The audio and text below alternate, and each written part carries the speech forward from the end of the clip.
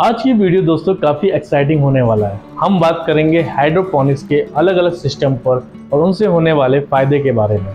इसलिए वीडियो के अंत तक बने रहिए हमारे साथ। नमस्कार दोस्तों, मेरा नाम है अजय द्विवेदी और स्वागत है आप सभी का हाइड्रोपोनिक फार्मर्स में।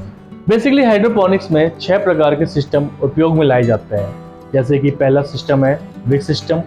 हाइड्रोपोनिक का सबसे सरल तरीका, इस सिस्टम में पंप या बिजली की आवश्यकता नहीं होती है। पौधे को सीधे पेरलाइट और वर्मिकुलाइट मीडियम के अंदर रखा जाता है। इस सिस्टम में न्यूट्रिशन सॉल्यूशन को एक ट्रे से दूसरी ट्रे तक पहुंचाने का कार्य किया जाता है, जिससे पौधे को जरूरी पोषक तत्व मिलता रहे, जैसा कि आप स्क्रीन में देख रहे होंगे। यह सिस्टम छोटे बगीचे के पौधे या जड़ी बूटियों को उगाने के लिए काम आता है, जिसमें पानी की कोई आवश्यकता नहीं होती है या कम होती है। इस सिस्टम के द्वारा हम मिर्च या टमाटर जैसे बड़े पौधों को उगाने में सक्षम नहीं है, क्योंकि उसमें पोषक तत्वों की अधिक आवश्यकता होती है। अब हम जानते हैं इसके फायदे। विक सिस्टम से हमें क्या फायदा होता है। विक सिस्टम को बहुत ही आसान तरीके से लगाया जा सकता है, जिसका कॉस्ट बहुत ही कम होता है।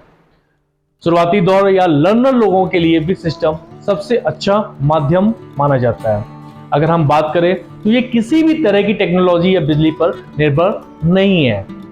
विक सिस्टम के कुछ नुकसान भी होते हैं। बड़े पौधों के लिए ये बिल्कुल भी उपयुक्त नहीं है। ये प्रणाली पोषक तत्व वाले पौधों के लिए कारगर साबित नहीं है। आइए हम बात करते हैं सेकंड सिस्टम के, deep water culture, DWC। DWC process के अंदर हम एक टैंक और रिजर्वायर को यूज करते हैं, जिससे हम ग्रो टैंक भी बोलते हैं। इस टैंक में पानी और न्यूट्रिशन का सॉल्यूशन होता है। इसी न्यूट्रिशन सॉल्यूशन के ऊपर स्टायरोफॉर्म के सीड को फ्लोट करते हैं। नेट पॉट की मदद से पौधे की जड़ों को प्रॉपर न्यूट्रिशन प्रोवाइड कराया जाता है, और साथ में हम एयर पंप की मदद से पानी के अंदर ऑक्सीजन लेवल को कॉन्टिन्यूसली बढ़ाते रहते हैं, जिससे पौधे की जड़ों को प्रॉपर ऑक्सीजन मिलता रहे। DW से क्या फायदे होते हैं। DW प्रोसेस बहुत ही सिंपल प्रोसेस है और इसका रनिंग कॉस्ट भी नॉर्मल रहता है। इसमें न्यूट्रिशन की मात्रा भरपूर रहती है, क्योंकि वेस्टेज की संभावना बहुत कम होती है। इस प्रोसेस की मदद से हम न्यूट्रिशन रिच वाटर को रीयूज भी कर सकते हैं। इससे नुकसान क्या होता है। DWC का सबसे बड़ा ड्रॉबैक यह है कि स्टोरेज टैंक में बैक्टीरिया और एल्गाई पनपने के चांस बढ़ जाता है। दूसरा ये कि एक सिंपल एयर पंप अच्छे रेशियो में ऑक्सीजन प्रदान नहीं कर पाता है, या फिर जिस जगह पर हम लगाते हैं उस जगह पे पौधे ज्यादा रेशियो में ऑक्सीजन एब्जॉर्ब कर लेते हैं और बाकी पौधों को प्रॉपर ऑक्सीजन नहीं मिल पाता है। ये सभी पौधों के लिए उपयुक्त नहीं होता है, क्योंकि कुछ पौधे जैसे पेपर्स या रसबेरीज की जड़ें हर वक्त गीली रहने से सड़ जाती हैं। उनका समय समय पे ड्राई होना भी अति आवश्यक है। इस वजह से हम DWC प्रोसेस में पौधों को यूज नहीं कर पाते हैं। आइए बात करते हैं हाइड्रोपोनिक्स के थर्ड सिस्टम पे, ABB एंड फ्लो सिस्टम।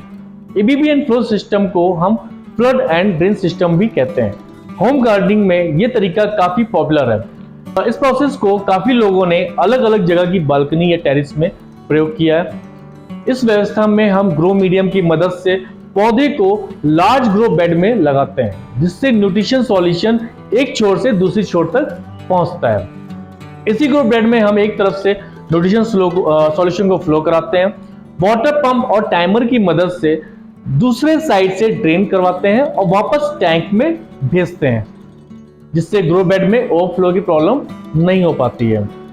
लगातार पौधे को न्यूट्रिशन और ऑक्सीजन भी प्राप्त होता रहता है। अब इससे फायदे क्या होते हैं। ABB and flow hydroponic system सभी तरह के प्लांट को ग्रो कराने में सक्षम है। इस प्रोसेस की खासियत यह है कि पानी एक जगह पर रुक नहीं पाता है, जिससे ग्रो बेड में बैक्टीरिया और फंगस लगने के चांस भी खत्म हो जाते हैं। हम पौधे की जरूरत के अनुसार न्यूट्रिशन, पानी और क्लाइमेट भी मेंटेन या कंट्रोल कर सकते हैं। अब इससे नुकसान क्या है। ABB को स्थापित करना शुरुआती में थोड़ा जटिल रहता है। इसका निर्माण करते समय कुछ बातों का विशेष तौर पे ध्यान रखना पड़ता है। इस व्यवस्था में पंप, टाइमर, इलेक्ट्रिसिटी पे निर्भरता ज्यादा रहती है। इनमें से एक का भी कार्य रुकने से पौधे को नुकसान पहुंचता है। ड्रेनिंग फेज के दौरान न्यूट्रिशन सॉल्यूशन फ्लड टैंक में कुछ समय के लिए जम जाता है, जिसके कारण बैक्टीरिया और पैथोजेंस के पनपने की संभावना भी हमेशा बनी रहती है। आइए हाइड्रोपोनिक की अब फोर्थ सिस्टम की बात करते हैं, nutrition film technique NFT. NFT आज के दौर में सबसे ज्यादा यूज करने वाली टेक्निक या व्यवस्था है। बेसिकली ये सबसे ज्यादा लार्ज कमर्शियल पर्पस के लिए यूज किया जाता है। इस व्यवस्था के अंतर्गत हम छोटे पत्ते या जड़ी बूटियों वाली सब्जियों या पौधों को आसानी से उगा सकते हैं, जो कि हॉरिजॉन्टल चैनल्स में बनाया जाता है ताकि न्यूट्रिशन सॉल्यूशन एक चैनल से दूसरे चैनल तक आसानी से जा सके। इस टेक्निक में भी वाटर पंप और एयर पंप का प्रयोग करके न्यूट्रिशन सॉल्यूशन को रिजर्वायर टैंक से मल्टीपल चैनल्स के द्वारा वापस टैंक पर लाकर छोड़ देते हैं और इसी के अंतराल नेट पॉट की मदद से काफी ज्यादा लीफी वेजिटेबल्स को ग्रो कराया जाता है, जो कि काफी फायदेमंद साबित होता है। अब इससे फायदे क्या होते हैं? इस प्रोसेस में सबसे कम पानी और न्यूट्रिशन का यूज होता है, क्योंकि न्यूट्रिशन सॉल्यूशन लगातार रिसाइकिल होता रहता है। इसके अंतर्गत हम एक पौधे की जड़ को आसानी से चेक कर सकते हैं और अगर किसी पौधे को जड़ में कोई दिक्कत आती है तो हम उसका आसानी से समाधान भी निकाल सकते हैं। इसके साथ साथ पानी का पीएच लेवल, न्यूट्रिशन का टीडीएस लेवल और ह्यूमिडिटी लेवल पौधे के हिसाब से व्यवस्थित कर सकते हैं। अब इससे कुछ नुकसान भी है। एनएफटी सिस्टम बड़े पौधों के लिए इस्तेमाल नहीं किया जाता है, क्योंकि इसमें उपयोग होने वाले ग्रो मीडियम बड़े जड़ों को सपोर्ट नहीं कर पाते हैं। न्यूट्रिशन सॉल्यूशन का संचारण होते समय पौधे की जड़ें रुकावट का काम भी करती हैं, जिसकी वजह से चैनल की समय समय पे हमें सफाई भी करनी पड़ती है। सेटअप के किसी भी चैनल में रुकावट आ जाने पे पौधे की जड़ें खराब होने का भी डर रहता है। अब हम बात करते हैं हाइड्रोपोनिक्स के फिफ्थ सिस्टम में, ड्रिप हाइड्रोपोनिक सिस्टम। इरिगेशन और क्रॉप के मामले में हाइड्रोपोनिक का ड्रिप सिस्टम सारी बड़ी समस्याओं का सबसे अच्छा विकल्प माना जाता है। इस विधि में निरंतर न्यूट्रिशन सॉल्यूशन संचारण के लिए हम पाइप और हॉसेस का उपयोग करते हैं, जिससे पौधे को उनके आवश्यकता अनुसार पर्याप्त न्यूट्रिशन और पानी मिलता रहे। हर प्रकार के पौधे उगाने के लिए ड्रिप सिस्टम का उपयोग किया जा सकता है, क्योंकि इसका सेटअप लगाना बहुत ही आसान और सरल तरीका है। अब इससे फायदे क्या होते हैं? सभी पौधे लगाने के लिए ड्रिप सिस्टम एक अच्छा उपचार माना जाता है। इस विधि में हर प्लांट तक न्यूट्रिशन पहुंचाने का पूरा कंट्रोल हमारे पास होता है। ड्रिप सिस्टम में हम न्यूट्रिशन सॉल्यूशन को पुनः उपयोग भी कर सकते हैं। नुकसान क्या है? इसमें हम पाइप और हॉसेस का ज्यादा उपयोग करते हैं, जिससे लीकेज के चांसेस बढ़ जाते हैं, लेकिन वो बाद में रिपेयर भी हो जाते हैं।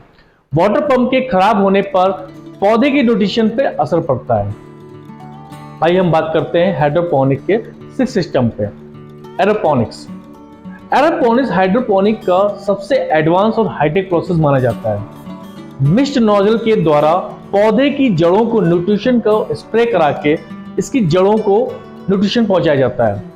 इसके अंतर्गत काफी कम समय में पौधे की जड़ें की सिंचाई की जा सकती हैं और सबसे अच्छी बात यह है कि इसमें कभी भी किसी की तरह ग्रोइंग मीडियम की आवश्यकता नहीं पड़ती है, क्योंकि जब हम न्यूट्रिशन सॉल्यूशन को स्प्रे कराते हैं तो नोजल और जड़ों के बीच में किसी भी तरह का कोई मीडियम नहीं आता है।